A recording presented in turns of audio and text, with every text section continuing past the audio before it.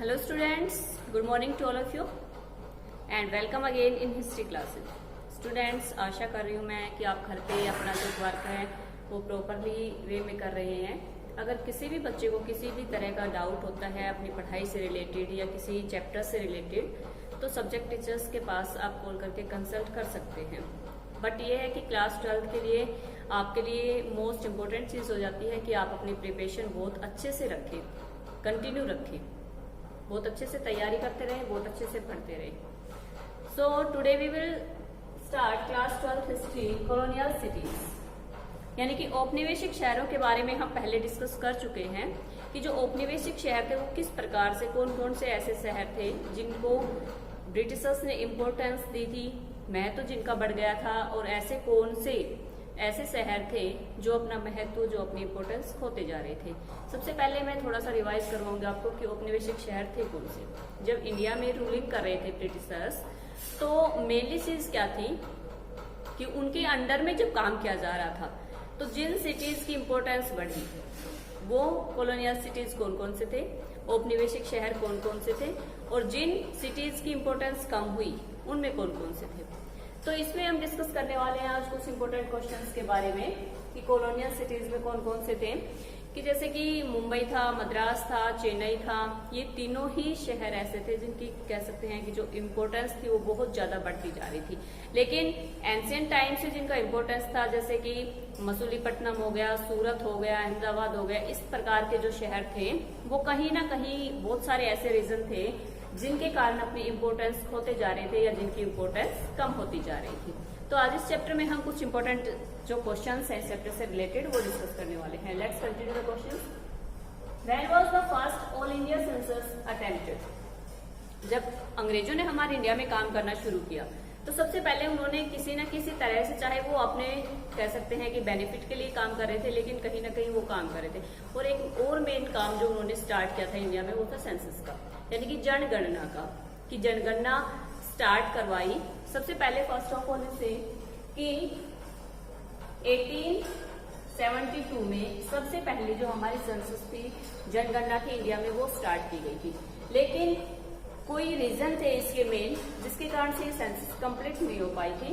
और मेनली हमारी फर्स्ट जो सेंसस थी वो 1881 के बाद कंटिन्यू हर 10 इयर्स के ऊपर होती आ रही है और कंटिन्यू अभी भी चल रही है।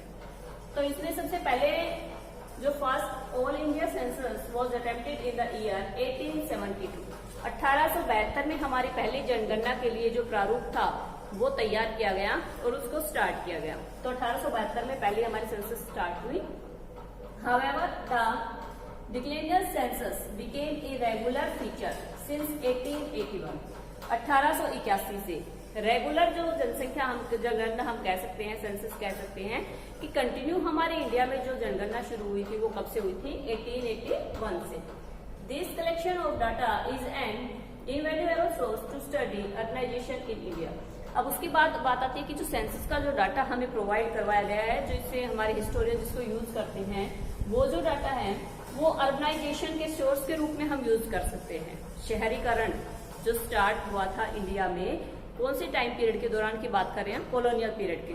तो उसके दौरान अर्बनाइजेशन की जो डाटा हमें मिली है वो किससे मिलते हैं? हमें सेंसस से मिलते हैं। तो first census started in 1872, but regular की जब हम बात करें, जो जनगणना स्टार्ट की गई थी वो की गई थी 1881 से, 1881 से। नेक्स्ट क्वेश्चन देखते हैं। People in the beginning live census with suspicion, कि जो लोग थे इंडिया के पीपल थे वो जनगणना को कह सकते हैं कि बहुत ही अचंभे के साथ या बहुत ही इस तरह से कह सकते हैं कि उसमें ज्यादा पार्टिसिपेट करने की तरफ ध्यान नहीं दे रहे थे।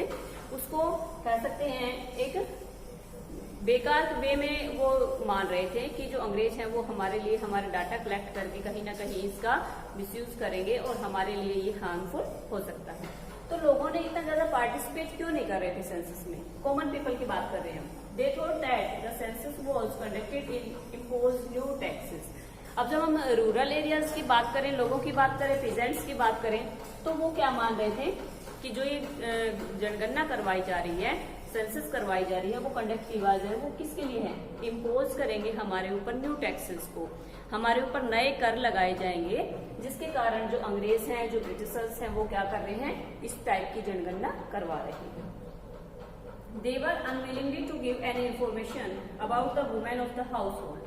अब दूसरी बात आती है कि जो सेंसस की, तो उसमें क्या होता है मेनली कि आपका पूरा का पूरा जो फैमिली होता है, पूरा का पूरा आपका जो कह सकते हैं कि घर का पूरा आपको स्ट्रक्चर बताना होता है। लेकिन इसमें मेनली लोग क्या कर रहे थे कि जो वुमेन थी उनका डाटा ब्रिटिशर्स को या जनगणना करने वाले लोगों को नहीं दे रहे थे।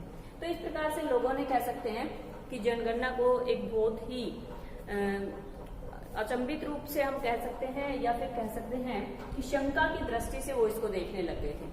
शंका की दृष्टि से मतलब क्यों देख रहे थे कि उनके पास से डाटा कलेक्ट किए जा रहे थे, तो वो लोग क्या मान रहे थे इस चीज को कि आपके ऊपर नए टैक्सेस इम्पोज किए जाएंगे। दूसरी चीज क्या थी कि वो वुमेन के बारे में कोई भी डाटा अंग्रेजों को, ब्रिटिशर्स को देने के लिए तैयार नहीं थे। नेक्स्ट क्वेश्चन देखते हैं। Factors help in establishment of industries in Bombay and Calcutta in middle of 19th centuries. हम 19th सेंचुरीज की बात करते हैं और दो बड़े प्रेसिडेंसी शहरों की बात करते हैं। देखो अंग्रेजों के जो टाइम पीरियड के दौरान 3 प्रेसिडेंसी शहरों की जब बात की जाती है तो कौन कौन से थे? वो बॉम्बे, कलकत्ता था और मद्रास था। तो बॉम्बे और कलकत्ता की जब हम बात करें तो मिडिल था 19th सेंचुरीज का, उसने इंडस्ट्रीज को स्टैब्लिश करने में, चाहे वो कॉटन मिल हो, चाहे वो किसी भी तरह की कोई भी मिल हो, चाहे, तो इस प्रकार से बॉम्बे और कलकत्ता में क्या रीजन थे 19th सेंचुरीज के मिड में कि वहां पर जो फैक्ट्रीज थी वो स्थापित होने लगी थी। फर्स्ट क्या था? The cities were linked the whole country to expedition network of railways. एक तो 1853 में उन्होंने जब रेलवे का विस्तार किया, रेलवे का स्टार्टिंग किया हमारे इंडिया में, तो ये दोनों शहर ऐसे थे जो हमारे इंडिया के हर पार्ट से जुड़े हुए थे। यानी कि the cities were linked with the whole country, सारे के सारे इंडिया से जुड़े हुए दोनों ही शहर थे ये। और there was a availability of cheap labour. साथ में जो मेन रीजन माना जाता है वो क्या था? यहाँ पर सस्ता श्रमिक, जो सस्ते श्रमिक थे वो अवेलेबल थे। यानी कि चीप लेबर का मतलब है बहुत ज्यादा संख्या में लेबर थे और साथ में वो बहुत कम वेजेस पर काम करने के लिए तैयार थे। देयरफॉर यही कारण था कि it was convention to set up new factories in these towns. और यही काम था, यही एक रीजन था मेनली। एक तो सस्ते श्रमिक वहां पर अवेलेबल हो रहे हैं, दूसरी चीज क्या थी कि ये जो कंट्रीज थे, ये जो दोनों बड़े बड़े शहर थे, ये दोनों के दोनों शहर क्या थे कि इंडिया के हर पार्ट से जुड़े हुए थे। तो ये दोनों मेन रीजन हम कह सकते हैं कि 19th सेंचुरीज का जो मिड था उसमें बॉम्बे और कलकत्ता में स्टेब्लिशमेंट हुई इंडस्ट्रीज की। तो जो इंडस्ट्रिस्ट थे उनका मेन काम क्या था कि वो क्या कर रहे थे कि बॉम्बे में सेटअप कर रहे थे अपनी इंडस्ट्री को और कलकत्ता में सेटअप कर रहे थे। आगे नेक्स्ट क्वेश्चन देखते हैं। Important industrial cities of India in 19th centuries में कौन कौन सी थी? 19वीं शताब्दी के दौरान की जब हम बात करते हैं तो उसमें मेन बात आती है कि उस टाइम पीरियड के दौरान, उस कॉलोनियल पीरियड के दौरान कौन कौन से जो इंडस्ट्रियल सिटीज थे इंडिया में, उनकी इंपोर्टेंस बढ़ती जा रही थी। In 19th century, there was two main industrial cities, that is Kanpur and Jamshedpur. इससे पहले वाले क्वेश्चन में हमने डिस्कस किया था, मिड था 19th सेंचुरीज का जहां पर इंडस्ट्रीज स्टेब्लिश हो रही थी। अब हम बात कर रहे हैं 19th सेंचुरीज के बाद की कि कौन कौन से दो शहर थे जिनकी इंपोर्टेंस बढ़ती जा रही थी। अब हम इस चैप्टर में जो रीडिंग कर रहे हैं वो इसी के बारे में है, कॉलोनियल सिटीज के बारे में है कि ब्रिटिशर्स के टाइम पीरियड के दौरान कौन कौन से ऐसे शहर थे जो अपनी इंपोर्टेंस इनकी बढ़ती जा रही थी, कौन कौन से ऐसे शहर थे जो जिनकी इंपोर्टेंस पहले थी बट बाद में वो धीरे धीरे उनकी इंपोर्टेंस कम होती चली गई थी। तो दो ऐसे शहरों की अब हम बात करेंगे इसमें जो कि ब्रिटिशर्स के टाइम पीरियड के दौरान क्या हुए थे, कह सकते हैं कि उनकी इंपोर्टेंस बढ़ गई थी। इन 19th century there was two main industrial cities, that is Kanpur and Jamshedpur. दो शहर थे कानपुर और जमशेदपुर जिनकी इंपोर्टेंस 19th सेंचुरीज के बाद बहुत ज्यादा बढ़ गई थी। Was famous food. अब कानपुर की बात करते हैं तो कानपुर किसके लिए फेमस था? लेदर के लिए फेमस था, वुलन काम के लिए फेमस था और कॉटन टेक्सटाइल के लिए फेमस था। ये दोनों शहर हैं, इनकी इंपोर्टेंस बढ़ने के क्या रीजन थे, क्या कारण थे इनकी इंपोर्टेंस बढ़ने के? कि जो कानपुर था वो किसके लिए फेमस था? लेदर, चमड़े के काम के लिए, वुलन ऊनी काम के लिए फेमस था और कॉटन टेक्सटाइल और सूती कपड़े मिल वगैरह के लिए फेमस था। अब बात करते हैं हम जमशेदपुर की। जमशेदपुर में non for the production of steel, यहाँ पर कंपनी काम कर रही है अभी भी प्रेजेंट में, और इंडिया की कह सकते हैं सबसे अग्रणी जो कंपनीज हैं उनमें है टाटा आयरन स्टील कंपनी, यानी कि टिस्को।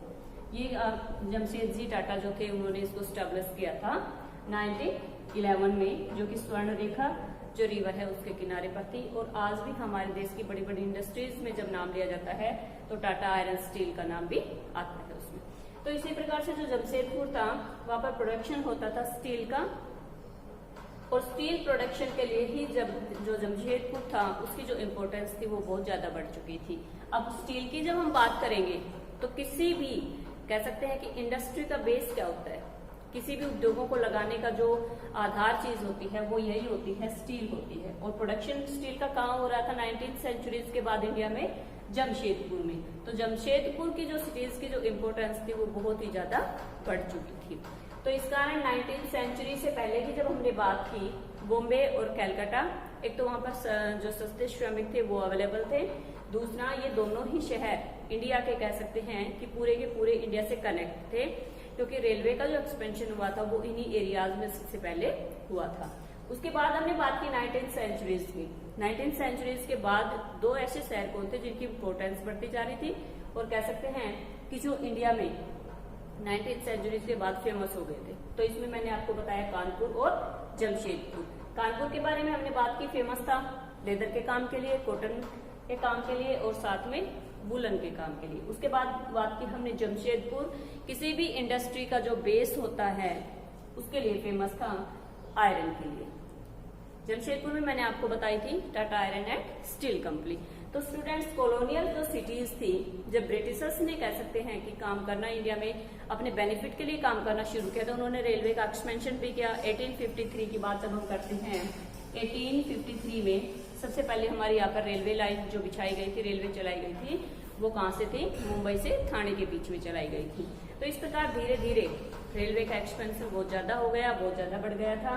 साथ में औपनिवेशिक शहरों के दौरान ऐसे शहरों को उन्होंने प्रेफरेंस दिया जो उनके लिए ज्यादा बेनिफिशियल थे, जो उनके लिए ज्यादा बेनिफिट ला सकते थे। इसी प्रकार से धीरे धीरे सेंसस का काम भी उन्होंने इंडिया में स्टार्ट किया, मैपिंग भी करवाई।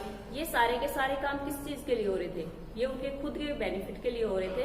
बट कह सकते हैं कि कहीं ना कहीं हमारे इंडिया के लिए भी ये चीजें जब इंडिया में स्टार्ट हुई तो हमारा भी देश थोड़ा बहुत इस दिशा में, डायरेक्शन में, डेवलपमेंट की तरफ जा रहा था। तो आज हमने डिस्कस किया सबसे फास्ट सेंसस 1881 में। कंटिन्यूसली अगर हम बात करते हैं तो कि लगातार जो जनगणना हमारी 1881 से चल रही है और अब तक, उसके बाद सबसे फास्ट की जब बात आती है जो कि कंप्लीट नहीं हो पाई थी, 1872 की बात करते हैं। उसके बाद सेंसस के बारे में जब करवाई जा रही थी, जनगणना करवाई जाती थी, तो लोग डाटा देने के लिए शंका की दृष्टि से क्यों देखते थे? सबसे मेन ये रीजन ये था कि वो इस चीज को लेकर डरे थे कि उनके ऊपर कई टैक्स इम्पोज कर दिए जाएं, और वुमेन के बारे में इंफॉर्मेशन वो लोग नहीं देना चाहते थे। साथ में जमींदार थे, उन लोगों को इस चीज का खतरा था कि कहीं उनकी जमींदारी उनसे छीनी ना जाए। साथ में कह सकते हैं कि जो बड़े बड़े लैंड ओनर्स थे, जो साहूकार थे, वो भी अपना डाटा देने से कह सकते हैं मना कर रहे थे। सभी को कहीं ना कहीं इस चीज को लग रहा था कि ब्रिटिशर्स ने ये काम स्टार्ट किया है तो वो उनके अगेंस्ट में है। तो ये सारे रीजन थे। कॉलोनियल सिटीज में आज हमने इंपोर्टेंट जो क्वेश्चन है उसके बारे में डिस्कस किया है स्टूडेंट्स। बाकी next video. Okay, thank you.